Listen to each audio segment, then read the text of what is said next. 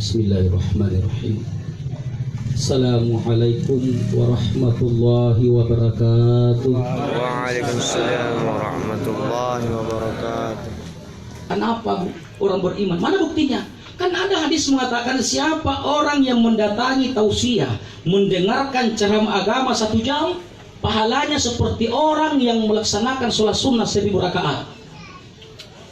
Insya Allah. Tapi puan pernah lagi sholat sunnah 1000 rakaat? Belum, Bapak Haji belum. Ada adikku belum juga. Sama Jaki Pak. Saya juga belum pernah. Jangankan sholat sunnah 1000 rakaat, 8 rakaat tarawih kalau bulan Ramadan, witir 3 jumlahnya 11. Kalau imamnya baca ayat panjang-panjang, walaupun imamnya seperti tadi Ustadz bacaannya, suaranya, kalau imam tarawih 1 lembar 1 rakaat bacaannya, keberatan jamaah di belakangnya imam. Bagaimana caranya keberatan? Batu-batu. Ada batu betul Ustaz, ada batu teguran. Kalau sudah 1 saf batu, apalagi 1 masjid batu, itu teguran. Ada. Lama sekali lagi Pak Imam. Yang dicari biasanya jamaah yang pendek-pendek. Selesai surah Al-Fatihah, ghairil maghdubi alaihim waladdallin. Dia baca lagi, Bismillahirrahmanirrahim, Alif Lam Mim, Allahu Akbar. Ini imam yang paling laku kalau bulan puasa, cepat selesai. Mendengarkan ceramah 1 jam, itu yang saya maksud Pak. Memang di antara kita tidak ada yang pernah sholat sunnah 1000 rakaat, saudaraku. Tetapi mendengarkan ceramah agama 1 jam, dari segi pahala seperti orang yang sholat sunnah 1000 rakaat. Itu yang saya maksud. Ayo mulai. Saya ceramah tadi kurang 15 menit jam 9.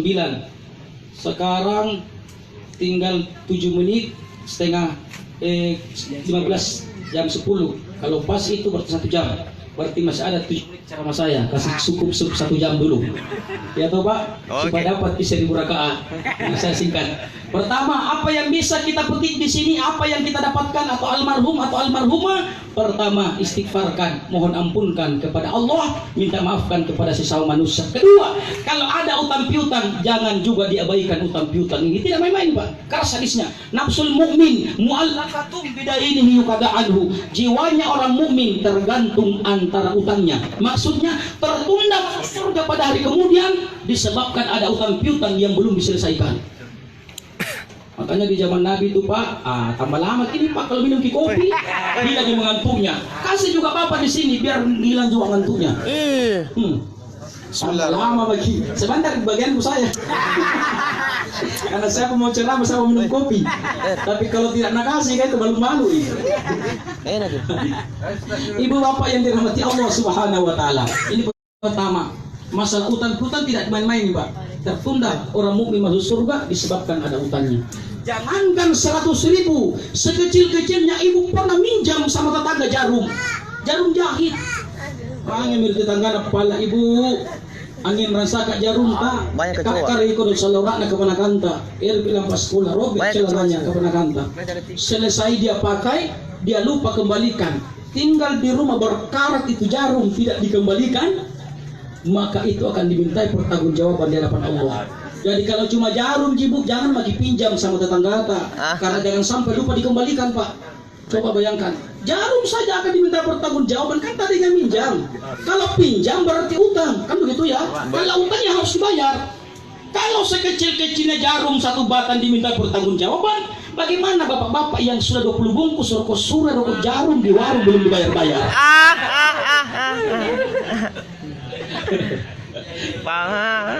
Ibu Bapak dirahmati Allah Subhanahu Wa Taala. Kedua, apa yang bisa membantu almarhum atau almarhumah? Sedekah karena Allah, dihadiahkan pahalanya untuk almarhum atau almarhumah.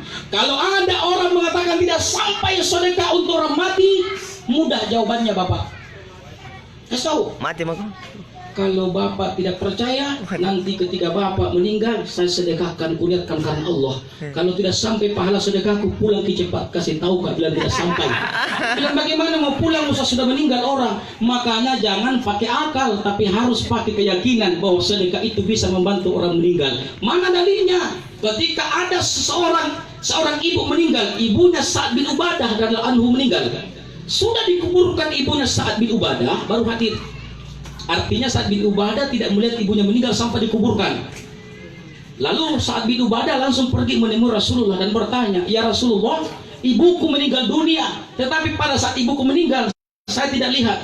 Apakah bermanfaat kalau saya bersedekah karena Allah, tetapi kuhadiahkan pahalanya untuk ibundaku almarhumah?" Apa kata Nabi? Iya. Kemudian Sa'ad bin Ubadah berkata, "Ya Rasulullah, saya punya kebun kurma, sebentar lagi dipanen. Ku sedekahkan kebunku beserta semua isinya semata-mata karena Allah. Ku hadiahkan pahalanya untuk ibundaku almarhumah." Lalu Rasul bersabda, "Inna shadaqatu la tudfi'u an ahliha harral kubur." Sesungguhnya sedekah itu dapat memadamkan asapnya kubur. Jadi sedekah itu Pak dapat memadamkan asapnya kubur, karena kita tidak tahu apa yang terjadi di alam kubur sana. Nah, Ustaz, berapa banyak yang disedekahkan almarhum atau almarhumah? Jawabannya, jangan lihat dari banyaknya, tapi lihat dari keikhlasan kita. Walaupun sedikit, yang penting ikhlas, insya Allah itu bermanfaat. Daripada banyak tapi moro-moro. Nah, yang kedua, percaya enggak Bu bahwa sedekah itu sampai kepada orang meninggal? Tergantung, innamal a'malu binniyat. Percaya enggak? Insya Allah percaya bagi kita orang yang sunnah wal jamaah, kayak pemahaman tak. Mana lagi? Sepakat 4 mazhab yang terkenal di Indonesia, Malaysia, Brunei. Siapa dia? Imam Hanafi, Imam Maliki, Imam Syafi'i, Imam Ahmad bin Hanbal. Sepakat, 4 mazhab ini sepakat bahwa orang meninggal dunia itu boleh dihajikan, namanya badal haji, boleh diumrohkan. Syaratnya, kalau kita mau berangkat menghajikan orang yang sudah meninggal, ada syaratnya. Syaratnya apa? Orang yang sudah haji yang berangkat menghajikan orang yang meninggal, keluarganya. Boleh nggak diumrohkan orang meninggal? Boleh. Umroh yang pertama untuk diri kita. Umroh yang kedua dibadalkan pahalanya untuk almarhum atau almarhumah. Insya Allah akan sampai pahala hajinya, akan sampai pahala umrohnya. Bapak juga tetap dapat pahala haji dan umroh di situ. Kenapa? Tidak mungkin almarhum atau almarhumah bisa mendapatkan pahala haji dan umroh kalau tidak ada keluarganya yang hidup yang mengamalkan amalan itu. Betul, betul. Ini dia. Kalau itu saja sampai pahalanya, bagaimana dengan sedekah? Sedekah yang paling cepat sampai pahalanya adalah bersedekah air minum, bersedekah makanan. Itulah sebabnya banyak yang bersedekah. Akan begini Pak, ada, tapi tidak perlu kita sebutkan karena sudah meninggal penceramahnya. Tapi dulu di Raduga masih Pak, tidak perlu kita ungkit-ungkit lagi. Ya sudah tutup. Katanya makan di rumahnya orang mati haram, diibaratkan seperti bara api. Sampai-sampai saya jadi korban, karena saya masuk ceramah di kompleksnya, anggotanya di Botonompo. Saya jadi penceramah tahun 2006 Pak. Kemudian 2008 saya dipanggil ceramah di sana kurang lebih 2 jam. Dari jam 8 sampai jam 10 saya ceramah. Begitu selesai ceramah, karena yang permintaannya jamaah, ada kue disiapkan, kue donat, air minum. Begitu saya duduk, karena memang ya namanya orang capek, apalagi berbicara kurang lebih 2 jam. Saya baca Bismillahi Allahumma barik lana fima razaqtana wa qina azabannar. Saya ingat pesannya almarhum guru Kiai Haji Muhammad Nur. Apa kata beliau? Kalau ada orang meninggal, kemudian ada makanan, ada minuman, kita niatkan, ya Allah, mudah-mudahan pahalanya makanan dan minuman ini yang kami makan sampailah pahalanya kepada almarhum atau almarhumah. Mudah-mudahan sampai. Di situ saya niatkan, ya Allah, saya akan minum dan memakan makanan ini, ya Allah. Berniat dalam hati pada saat itu, mudah-mudahan pahalanya sampai kepada almarhum. Saya baca Bismillah Allahumma mubarik lana fima razaqtana wa qina azab. Begitu saya angkat berteriak jamaah, Ustaz, bara api kita makan. Demi Allah, kalau tidak berkata begitu, bara api kita makan. Saya bilang astagfirullah, Pak, ini yang saya pegang sekarang Pak, kue donat Bapak. Saya bilang begitu. Tolong Bapak perhatikan Pak, saya akan makan kue donat ini dengan nama Allah, Bismillah. Kalau terbakar mulut saya, tolong Bapak jangan coba-coba ikut, berarti bara api yang saya makan. Tetapi kalau habis 1 buah kue donat ini mulutku tidak terbakar, berarti itu kue donat. Dan pahalanya ini kuhadiahkan untuk almarhum. Saya baca, habis 1 buah. Saya bilang bagaimana Pak, mulut saya tidak terbakar? Itu pun juga kalau Bapak tetap tidak mau makan, saya bilang kasih masuk di kantung plastik, gantung di motorku, ku sedekahkan anak-anak lampu merah di Makassar. Biar ku minta doakan pahalanya untuk almarhum. Apa yang terjadi Pak? Orang yang berteriak tadi justru lebih duluan habis kuenya dibandingkan yang lain. Iya, subhanallah. Subhanallah. Saya pernah ikutin kajiannya tahun 90-an almarhum di Masjid Taqwa Jalan Irian itu. Lalu pada maghrib ada orang bertanya, Pak Kiai, katanya haram hukumnya Pak Kiai makan di rumahnya orang mati. Sebelum beliau jawab almarhum, dia balik tanya, di mana rumahnya almarhum nak? Dia bilang di situ tempat mati. Dia bilang tidak. Rumahnya almarhum itu di kuburan. Haram hukumnya makan di kuburan. Menyerupai orang Yahudi. Itu yang dimaksud. Ini bukan lagi rumahnya almarhumah, bukan lagi rumahnya almarhum, tapi rumah keluarganya almarhumah. Betul. Lalu ketika ada makanan yang disiapkan, silakan niatkan sedekah. Maka insya Allah, saya tanya anak muda, masih ada anak muda? Kalau kita makan kue, insya Allah kita akan kenyang. Ya. Saya tanya, yang mana adik-adikku anak muda pilih? Mubassor atau mubasir? Mubassoro. Mubassor, makanlah kue ini. Niatkan pahalanya untuk almarhum. Betul. Apalagi di Makassar ini, Pak. Biasa kalau ada orang meninggal, ada sumbangsi dari majelis taklim, dari tetangga, bawa kue dan segala macam. Tidak apa-apa, selama tidak memberatkan. Coba ketika meninggal istrinya Ustaz Nur Maulana, coba 7 malam ceramah takziah, makan terus nasi dos. Tapi jangan tiba-tiba tius Nur Maulana karena dia artis. Banyak juga pejabat sumbangi. Kalau mau diikuti itu panraki. Betul tidak? Betul. Ini dia Bapak Ibu, jadi yang dilarang ketika kita pergi ziarah kubur membawa makanan, tidak boleh makan di situ. Kedua, ketika kita pergi tembok kuburannya orang tua kita, mungkin 40 hari sudah pada tanahnya kita tembok. Kenapa ditembok? Kalau saya tembok Pak, keluargaku. Kenapa? Kalau tidak ditembok, saya takut kalau seperti di Barongi penampung. Karena saya punya rumah ada di belakang pasar Pak. Cuma saya tinggal di Dayak, tapi kelurahan Sudan Raya. Di sana kalau ada kuburan yang tidak ditembok Pak Bu, digali lagi untuk orang yang mau dikuburkan. Baru kurang lebih 1 meter ke dalam, kita akan temukan tulang. Kenapa kita temukan tulang? Karena kuburannya orang digali. Yang ada temboknya, tidak ada orang berani gali. Gali di kuburannya orang yang ada temboknya. Kalau tidak tuntuki keluarganya.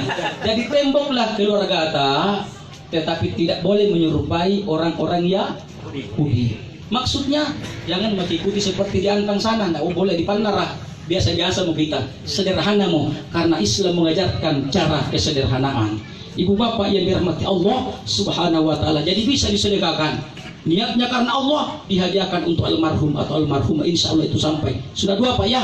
3, saya akan kasih habis karena malam minggu Ji. Biar mami kalau capek duduk, saya tidak capek ya berdiri. Tapi mulai bitisku pegal-pegal berdiri. Nah. Yang ketiga, apalagi yang bisa membantu almarhum atau almarhum? Doakan terus menerus. Almarhumah hanya butuh doa. Doa itu diibaratkan pelampung Bapak. Kalau kita pergi di laut berenang atau di kolam renang, tidak membawa pelampung, kira-kira berapa jam kita mampu bertahan di laut? Kalau ada orang bertanya, Ustaz Jamal kalau pergi berenang di laut atau di kolam renang, kira-kira berapa jam Ustaz mampu bertahan? Saya akan jawab, kalau tidak ada pertolongan Allah, sudah dipastikan saya tenggelam. Kenapa? Karena saya tidak pandai berenang di laut, tidak pandai di kolam renang. Saya cuma pandai berenang di darat. Tidak ada jairnya. Jadi doa itu diibaratkan pelampung. Semakin banyak yang mendoakan almarhumah, semakin besar kemungkinan. Kita tidak tahu Pak, dari lisan siapa yang hadir malam ini yang diijabah doanya oleh Allah. Makanya walaupun kita penghafal Quran, tidak boleh kita ini tidak mau didoakan. Ada pengalaman pribadi saya. Ketika sekitar 5 tahun lalu, Pak Kiai Haji Sabudin Hamid, mantan Ketua Majelis Ulama Kabupaten Maros, beliau penghafal Quran 30 juz, hafal artinya, asbabul nusulnya, tafsir beberapa ulama, hafal ribuan hadis. Terbaring di rumah sakit akademis. Saya di WA sama teman saya, Ustadz sakit Pak Kiai. Saya pulang dari Malino, saya langsung singgah di rumah sakit akademis. Begitu sampai di sana, apa dia bilang sama saya? Nak, tolong doakan saya. Saya bilang begini Pak, demi Allah saya menangis waktu itu. Pak Kiai, apakah tidak salah Bapak? Kok Bapak minta didoakan oleh anak-anak seperti saya? Bapak ini Pak Kiai hafal Quran 30 juz, hafal ribuan hadis. Saya Pak bukan penghafal Quran, hanya ustaz-ustaz biasa guru. Kenapa Pak Kiai masih minta didoakan sama anak-anak seperti saya? Padahal kutesji Pak. Tawadunya ulama luar biasa. Apa kata beliau? Dia menangis. Nak, kamu jangan ngomong begitu nak, karena kita tidak tahu doanya orang. Kita tidak tahu dari lisan siapa doa itu diterima oleh Allah. Nah, jangan kau ngomong begitu. Tolong doakan saya. Saya berdoa pada saat itu Pak kurang lebih 20 menit pada bahasa Arab. Ganti-gantian doa hadis maupun Al-Quran. Saya sengaja kasih besar, beliau mengaminkan sampai menangis. Basah wajahnya dengan tetesan air mata. Selesai saya tanya, kenapa guru menangis? Dia bilang, saya mengaminkan dalam hatiku yang paling dalam, mengaminkan, ya Allah, terimalah doanya anak ini. Panjangkan umurku, masih banyak orang yang membutuhkan saya. Sampai hari ini usia beliau sudah kurang lebih 76 tahun, masih bisa berdiri ceramah 1,5 jam, bahkan 2 jam ceramah masih bisa. Sekarang beliau ada di tanah suci, bawa jamaah umroh. Coba lihat Pak, itulah doa. Disitulah saya semakin yakin dengan doa. Maka tidak boleh walaupun antum menghafal Quran 30 juz, lantas kita tidak mau didoakan, termasuk orang yang meninggal. Banyak-banyak doakan dia, karena doa kita tidak tahu siapa yang diijabah doa kita. Andai kata ada orang yang sementara diasap, sementara disiksa dalam kuburnya, tapi ada salah satu doa kita yang diterima oleh Allah, akan diringankan. Dalam riwayat, ketika hari Jumat, khatib mengangkat antara khutbah pertama dan khutbah kedua, khatib mengangkat doa ini, Allahumma ghafir lil muslimina wal muslimat wal mu'minina wal mu'minat, sampai selesai. Maka kalau dia disiksa dalam kuburnya agamanya Islam, dihentikan sampai hari Ahad. Dalam riwayat yang lain, diringankan sampai hari Ahad. Begitu luar biasanya itu doa. Maka insya Allah sebentar kita akan doakan almarhumah. Mudah-mudahan kalau seandainya doaku tidak diterima, karena kita hanya mengandai Pak, tapi saya yakin doaku diterima. Seandainya doaku tidak diterima, maka ada salah satu di antara Bapak Ibu doanya yang diterima oleh Allah. Cukup mengaminkan saja, maka itu bisa membantu almarhum atau almarhumah. Ini ketiga, doakan terus menerus. Keempat, apalagi yang bisa membantu, wa qiraatil Quran, bacakan Al-Quran, dihadiahkan pahalanya untuk almarhum atau almarhumah. Tetapi niatnya tolong diperbaiki. Bagaimana niatnya? Kita baca, ya Allah, kami berniat membaca Quran semata-mata mengharapkan ridhomu, tapi pahalanya yang benar tajud dan mahir hurufnya, itulah yang kusedekahkan kepada almarhum atau almarhumah. Insya Allah itu akan sampai Pak. Hadisnya seperti itu. Ibu bapak dirahmati Allah. Maka kalau ada orang yang terlalu mudah memvonis tidak sampai, saya cuma bilang, aduh kasihan. Belajar lebih banyak, mengaji lebih banyak. Jangan cuma satu guru saudara, jangan cuma satu kitab. Belajarlah dari guru yang lain supaya kita bisa membandingkan. Kan begitu Pak. Betul. Saya juga dulu orang keras Pak. Kalau saya ceramah paling keras juga. Ya kita tahu nih kalau bahas Muhammadiyah. Tapi ketika saya ambil perbandingan, disitulah saya semakin menurun dan semakin menghargai namanya perbedaan. Jadi kalau ada orang penceramah keras sekali pahamnya juga benar, berarti ilmunya belum berkualitas. Maaf saja. Karena kalau sudah berkualitas ilmunya, ada teman saya Pak, ketika dia pulang dari Madinah dapat gelar LC. Sampai di Makassar, taksiyah bid'ah. Semua bid'ah, maulid bid'ah, semua bid'ah. Saya bilang istighfar Ki Haji, kenapa begitu? Padahal dulu waktu di pesantren tidak begitu. Dia bilang saya di sana diajarkan begitu. Iya, karena di Madinah antum belajar satu mazhab, masih Malik. Kita di Indonesia ini Pak Ustaz, jangan begitu. Akhirnya dia lanjut S2-nya, selesai UIN. Saya bilang begini, ambil perbedaan kalau sekarang usuluddin, atau ambil perbedaan agama atau perbedaan mazhab supaya kita bisa berkualitas. Diambil betul Pak. Sekarang alhamdulillah pergi tahu bicara takziah, tahlilan, dulu semuanya dibedakan. Kenapa? Karena satu paham. Maka alhamdulillah saya jempol kalau anak-anak pesantren dari An-Nahdah, dari Layang itu alhamdulillah. Semua pesantren yang basisnya ulama-ulama sunnah wal jamaah aman, tidak perlu takut. Insya Allah. Tapi kapan anak tak masukkan di pesantren yang terlalu fanatik dengan pahamnya saja, bertengkar Ki sebentar kalau keluar Ki. Bertengkar Ki Pak. Bagaimana tidak? Nah kita taksiyah Ki. Kalau ada keluarga atau bahkan kita mengaji, bahkan yasinan Ki. Begitu dia keluar dia pulang dan belajar. Haram. Maka kalau mau dikasih masuk ya napa kasih masuk di pesantren yang sepaham dengan kita. Kabarnya yang sepaham, jangan dikasih masuk yang ujung-ujungnya nanti berkelahi. Tidak ada manfaatnya. Ibu bapak yang dirahmati Allah, ini 4 yang saya bahas Pak Bu. Pertama, apa yang bisa membantu almarhumah? Pertama, istighfarkan, masalah utang tolong diselesaikan. Contoh, berapa anak di almarhumah Bu? 6. Berdirilah, jangan diambil hati Pak ya, contoh saja. Berdirilah anaknya almarhumah yang paling tua.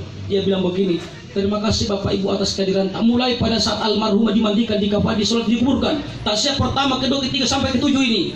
Kalau seandainya ada utang piutangnya ibuku, sampaikanlah kepada kami, sampaikanlah kepada adikku yang bungsu. Insya Allah adikku yang bungsu akan membayar utangnya ibu. Tapi kalau dulu Bapak Ibu pernah minjam sama ibuku, bayar lagi sama saya karena saya anaknya paling tua. Ini namanya orang tinggi kali-kalinya kurang bagi-baginya. Kalau bayar utang, tagih dia.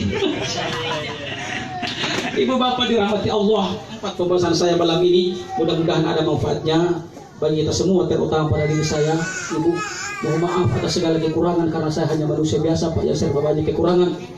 Kebenaran murni datangnya dari Allah Subhanahu wa taala. Kekurangan semuanya hanya misi yang berbicara. Saya banyak bicara, banyak salah, banyak khilaf, maka saya minta maaf. Tetapi marilah kita akhiri tausiah ini dengan kita bersama-sama mendoakan almarhumah. Mudah-mudahan doa kita diijabah oleh Allah sehingga bisa membantu almarhumah Ibu Ratna binti Lutfi. Bismillahirrahmanirrahim. Amin. Alhamdulillahirabbil alamin, hamdan syakirin, hamdan na'imin, hamdan yuafi ni'amahu wa yukafi mazidah. Ya Rabbana lakal hamdu kama yanbaghi li jalali wajhika wa azim sultanik. Allahumma shalli ala sayyidina Muhammadin wa alihi wasallam. Allahumma ighfir laha warhamha wa afiya wa anha. Allahumma la tahrimna ajraha wa la taftina ba'daha wa ighfir lana wa laha. Allahumma ya Allah ya Rahman ya Rahim ya Ghaffar. Pada malam hari ini ya Allah kami berkumpul di rumah keluarga almarhumah. Kami mohon ya Allah, almarhumah ibunda kami Ratna binti Nurdin hanya manusia biasa. Amin. Kalau selama hidupnya pernah melakukan kesalahan, pernah melakukan kekhilafan, apalagi namanya perbuatan dosa, ampunilah kesalahannya, khilafannya, dosa-dosanya ya Allah, gantikan dengan kebaikan ya Rabb. Amin. Jadikanlah kuburan almarhumah taman dari taman-tamannya surga ya Allah. Jadikanlah kuburan almarhumah taman dari taman-tamannya surga ya Allah. Jauhkanlah kuburan almarhumah raudatum min riyadil jannah. Jauhkan dari asap kubur, jauhkan dari asap kubur, jauhkan dari asap kubur ya Allah. Kami yang hadir malam ini pun tidak tahu kapan dan di mana kami akan mengalami kematian. Maka dari itu kami mohon ya Allah, bimbinglah kami, tuntunlah kami dan semua keluarga kami, saudara-saudara kami, agar kami semuanya istiqomah di dalam mentaati perintah-Mu ya Allah, istiqomah dalam meninggalkan larangan-larangan-Mu ya Allah. Jikalau di antara kami saudara yang sampai waktunya meninggalkan dunia ini menghadap ke hadirat-Mu, kami mohon ya Rabb, janganlah pisahkan roh dan jasad kami kecuali dalam keadaan Islam, dalam keadaan beriman, dalam keadaan bertakwa, menyerahkan diri kami sepenuhnya kepadamu ya Allah. Amin. Janganlah pisahkan roh dan jasad kami kalau sudah sampai waktunya ya Allah, kecuali dalam keadaan husnul khatimah, menghidup kami dengan baik ya Allah. Allahumma ghafir lil muslimina wal muslimat, amin, wal mu'minina wal mu'minat, al ahya'i minhum wal amwat, innaka sami'un qaribun mujibud da'wat wa ya qadal hajat. Allahumma saddidil islam wa sakif awada wa sayyada bunyana wa fa'amada wa sabit arkan. Allahumma inna nas'aluka al huda wa tuqa wal afafa wal ghina. Allahumma inna nas'aluka salamatan fid din, salamatan fid dunya, salamatan fil akhirah, wa afiatan fil jasad, wa ziyaratan fil ilmi, wa barakatan fil rizqi, wa taubatan qabla al maut, wa rahmatan indal maut, wa maghfiratan ba'da al maut. Allahumma hawwin alaina fi sakaratil maut, wa najatan minan nar, wal afa inal hisab. Rabbana la tuzigh qulubana ba'da idh hadaytana wa hab lana min ladunka rahmatan innaka antal wahhab. Rabbana zalamna anfusana wa illam taghfir lana wa tarhamna lanakunanna minal khasirin. Ya Allah, ampunilah kesalahan kami, khilapan kami, dosa-dosa kami ya Ghaffar. Dari mulai akhir balik sampai malam hari ini ya Allah, baik yang kami sengaja maupun yang tidak kami sengaja. Ampunilah kesalahan kedua orang tua kami ya Allah. Ibunda kami orang yang luar biasa perjuangan dan pengorbanannya, pernah mengandung kami kurang lebih 9 bulan 10 hari kami numpang dalam rahimnya ibu kami. Ibu melahirkan kami dalam keadaan bersimbah darah, bahkan antara hidup dan mati ketika ibu melahirkan kami ya Allah. Amin. Menyusuin kami kurang lebih 2 tahun, membesarkan dengan kasih sayangnya ya Allah. Namun terkadang kami kecewakan ibu kami, bahkan menetes air mata ibunda kami karena tingkah laku dan perbuatan kami ya Allah. Maka dari itu kami mohon, ampunilah kesalahan ibu kami ya Rabb, baik yang masih hidup maupun yang sudah berangkat meninggalkan kami menghadap kehadirat-Mu ya Allah. Amin. Ampunilah kesalahan bapak kami ya Allah, yang pernah banting tulang mencari nafkah, tidak mengenal siang malam panas hujan. Begitu luar biasa perjuangan dan pengorbanan bapak kami ya Rabb. Namun terkadang kami kecewakan mereka karena tingkah laku dan perbuatan kami. Maka dari itu ya Allah kami mohon, ampunilah kesalahan bapak kami ya Rabb, baik yang masih hidup maupun yang sudah berangkat meninggalkan kami ya Allah. Jika di antara kami ada saudara-saudara kami yang Engkau uji dengan penyakit, sembuhkan penyakitnya, angkat penyakitnya ya Allah. Amin. Allahumma ftah lana abwaabal khair wa abwaabal barakah wa abwaabal ni'mah wa abwaabal sihat wa abwaabal quwwata wa abwaabal afiyah wa abwaabal salama fid dunya wal akhirah ya Allah wa abwaabal jannah. Allahumma afina min kulli bala'id dunya wa azabil akhirah. Jauhkanlah kami bala di dunia ini ya Allah, azab di akhirat. Wa asrif anna bihaqqil Qur'anil azim wa nabiyyikal karim syarrad dunya wa azabil akhirah. Ghafirallahu lana wa lahum bi rahmatika ya arhamar rahimin. Rabbana atina min ladunka rahmatan wa hayyi lana min amrina rashada. Rabbana taqabbal du'ana innaka antas samiul alim wa tub alaina innaka antat tawwabur rahim. Rabbana atina fid dunya hasanah Amin. wa fil akhirati hasanah wa qina adzabannar. Amin. Subhana rabbika rabbil izzati amma yasifun. Amin. Wa salamun alal mursalin walhamdulillahi rabbil alamin. Bapak Ibu saudaraku yang saya hormati, saya muliakan, demikianlah Pak Tausiah agama yang dapat saya sampaikan. Sekali lagi saya mohon maaf atas segala kekurangan, karena saya hanya manusia biasa Pak, yang serba banyak kekurangan. Kebenaran datangnya dari Allah, kekurangan semuanya datangnya dari Jamaluddin Misi. Maka kekurangan itu saya kembalikan kepada saya, sehingga saya akhir dengan permohonan maaf. Billahi fisabilillah, summa salam fastabilul khairat, summa salam. Assalamualaikum warahmatullahi wabarakatuh. Waalaikumsalam warahmatullahi wabarakatuh.